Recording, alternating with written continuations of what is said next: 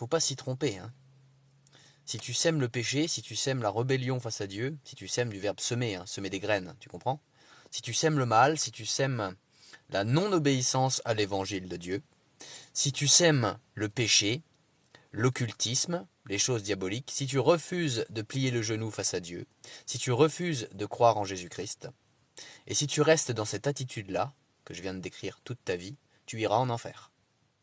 Ce sera terrible. Ça fera partie de la justice de Dieu. Un lieu de souffrance, éternelle, sans répit, sans repos.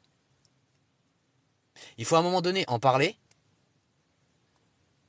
clairement. Parce qu'une fois que tu y seras, si tu y vas, tu n'en sortiras jamais. Il est réservé aux hommes, aux êtres humains, hein, de mourir une seule fois, après quoi vient le jugement. Ah oui, il y a de la joie en Dieu, oui, Dieu est amour, et il est aussi justice.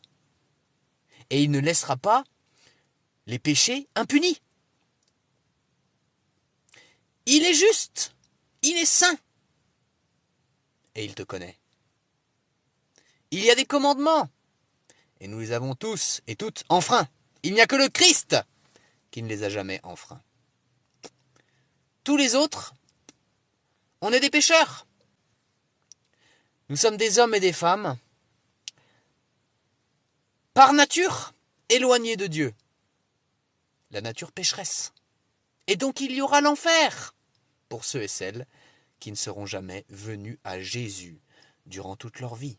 Il faut déjà considérer que sans Jésus, il y a la justice éternelle de Dieu. Il y aura l'enfer. Une torture éternelle. Le feu éternel. Hein, et il brûlera la paille dans un feu qui ne s'éteint pas. Ça s'arrêtera jamais. Une torture éternelle, est-ce que c'est ça que tu veux? Est-ce que c'est une vie centrée sur toi? Centrée sur le diable? Centrée sur le péché?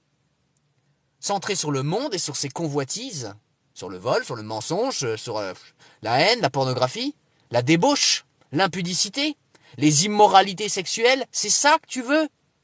T'amuser sexuellement? En dehors du cadre de Dieu, c'est-à-dire le mariage. C'est ça que tu veux? Tu veux une vie de débauche? Tu veux l'enfer? Ou alors, tu décides, par la grâce de Dieu et selon sa volonté, de venir à Jésus, de vivre pour lui, de vivre pour sa gloire, dès maintenant, dans cette vie humaine, chaque jour qui passe, et pour l'éternité au paradis, quand ta vie humaine sera terminée, quand ta vie terrestre sera terminée. Hein, pour la gloire de Dieu, la vie éternelle pour la gloire de Dieu, là où il n'y aura plus jamais aucune souffrance. Ce sera ça, le paradis. Alors si tu veux ça, si tu veux vivre pour la gloire de Dieu, il y a deux choses à faire. Croire et se repentir. Le mal, c'est mal. J'ai dit ça dans une de mes vidéos. Le mal, c'est mal. Le mal, c'est pourri. Le mal, ça plaît au diable et ça ne plaît pas à Dieu. Le mal appelle un jugement. Et tu dois choisir. Hein. Si ce jugement, c'est toi qui vas le subir pour l'éternité, ou alors si c'est le Christ qui l'a subi. En mourant sur la croix, en payant toute la justice de Dieu. Jésus-Christ a tout payé pour ceux et celles qui croiraient et qui se repentiraient. C'est-à-dire pour les élus de Dieu. C'est ceux-là les élus de Dieu. Hein. C'est ceux qui viendraient à Jésus en croyant et en pratiquant une vraie repentance.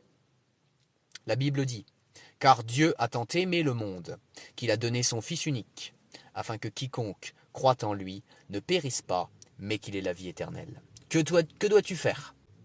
Eh bien, tu dois croire et te repentir. Déjà la foi.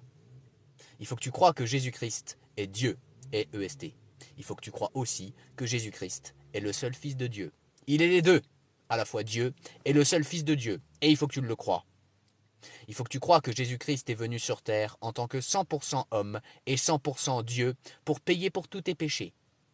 Il faut que tu crois que Jésus-Christ a souffert pour tous tes péchés.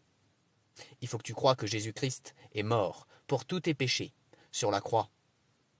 Il faut que tu crois que Jésus-Christ a été mis au tombeau, c'est-à-dire qu'il a été enseveli, une fois qu'il était mort, évidemment. Il faut que tu crois que Jésus-Christ a payé toute la justice de Dieu pour tous tes péchés à ta place. Il faut que tu crois que Jésus-Christ a payé ton enfer éternel à ta place. Et je ne dis pas que Jésus-Christ est allé souffrir en enfer. Ça, je n'ai pas trouvé d'endroit où c'est écrit dans la Bible. Mais ce que je te dis, c'est qu'il faut que tu crois que Jésus-Christ a payé ton enfer éternel à ta place. C'est-à-dire qu'il a réussi à payer ta punition illimitée en un temps limité. Voilà ce qu'il faut que tu crois. Et il faut que tu crois que Dieu a ressuscité Jésus-Christ au troisième jour. Et que Jésus-Christ est vivant pour toujours. Que Jésus-Christ est victorieux sur la mort, sur le monde, sur le diable, sur le péché.